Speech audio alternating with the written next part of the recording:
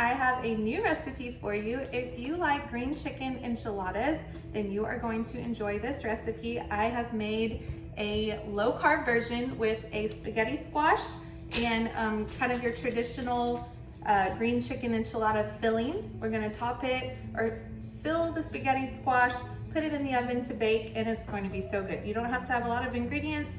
It's gluten-free and can be made dairy-free. So let's talk about what we need and then get started cooking. First, obviously you're gonna need a spaghetti squash.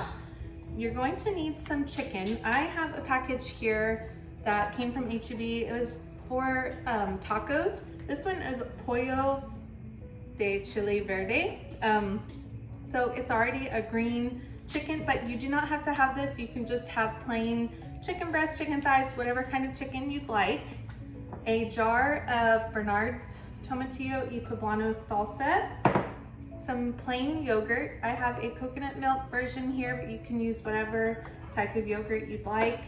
Half a cup of corn, and then some cheese to top on the top of your spaghetti squash. You can use regular cheese or vegan cheese. So the first thing that we're gonna do, and you will need some olive oil and salt and pepper. What you're gonna do is you're gonna cut your spaghetti squash in half. Put olive oil. I like to use a spray, but I think I'm actually out of it. So coat the spaghetti squash with the olive oil and then sprinkle with salt and pepper. We're gonna put it face down and into the oven at 400 degrees till it's tender, about 30 to 40 minutes. So I'm gonna put this in first so that we can start working on our chicken enchilada filling, and then I'll show you the rest of how to make it. Okay, so I have cut them, scooped this out, and put a good coating of olive oil and salt and pepper, and I'm gonna just put them face down now and cook them for 30 to 40 minutes.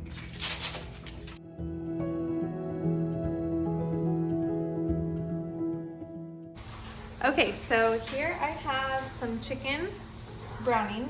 We have our spaghetti squash in the oven, and we're gonna brown our meat and then mix together our filling so that we can put it in the spaghetti squash when it is done cooking. So we're gonna let the chicken finish up and then we'll get started with the rest of it. Okay, my friends, this part of the recipe is super simple. I am actually going to portion out a little bit of this chicken because this was a big chicken pack. And so I'm going to take out about half of it. If you follow my page at any amount of time, you know that I like to save some leftovers for lunch. And so I'm gonna save out some chicken to have some protein on hand for lunches. But I'm gonna add in our green salsa, our corn, and mix it all up and kind of let those flavors blend together, and then we're gonna add in our yogurt.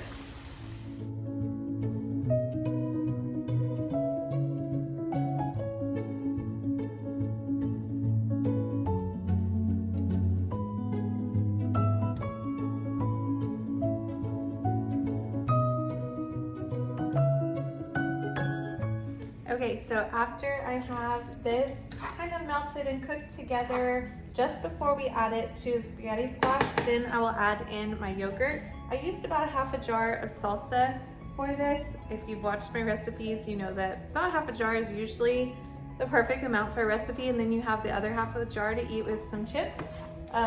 But I like to say, this recipe is yours. You own it, you make it your own. If you wanna use less salsa, if you wanna use more salsa, totally fine. So I'm gonna let all of this cook together. We've got about 13 minutes left on our squash, and then we will move on to the next step.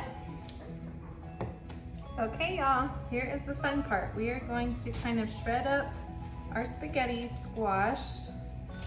This part always makes me feel like, I don't know if I'm doing it right. So if you feel like, well, it's weird, that's okay.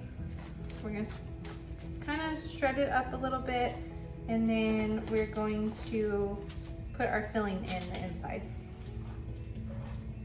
It smells good.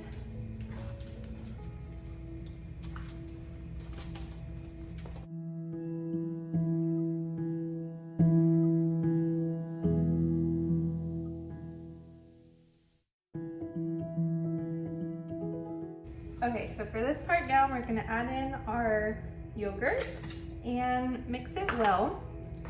And the yogurt is just going to give this recipe a little bit of a creamy flavor, and it also helps to temper the salsa a little if you're worried about it being too spicy. The cream from the yogurt really helps to kind of offset the spice. You're still gonna get some good flavor, so don't think it waters it down. It just complements it really well. So if you see it's nice and creamy, now we are going to scoop it into our spaghetti squash, and then we're going to pop it back into the oven. After we top it with some cheese, pop it back in the oven until the cheese is kind of browned and melted over top. That's so good. Mix this up a little with our spaghetti squash. Kind of get some of the shreds on top of it when we serve it. So good.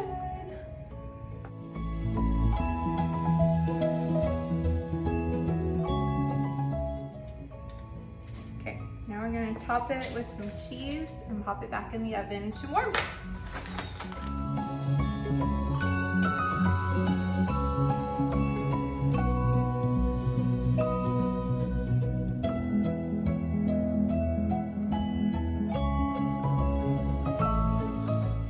Okay, y'all, it is out of the oven. What do y'all think? It smells so good. I can't wait to try it. If y'all make this recipe or any of my recipes with the Bernard salsa, I would love for you to tag both of us on social media. I hope you enjoy. I will see you next time.